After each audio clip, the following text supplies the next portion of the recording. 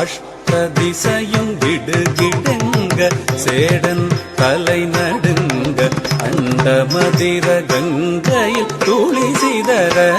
பொன்னாடரும் கொண்டாட அஷ்டதிசையும் விடுகிடங்க சேடன் தலை நடுங்க அண்டமதிர கங்கையில் துளி சிதற பொன்னாடரும் கொண்டாட இஷ்டமுடனே கோபாலகிருஷ்ணன் பாட சடையாட அரவு வடமாட அதன் படமாட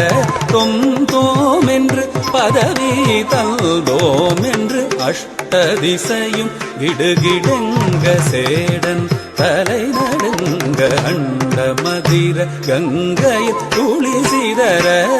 பொன்னாடரும் கொண்டாட இஷ்டமுடனே கோபாலகிருஷ்ணன் பாட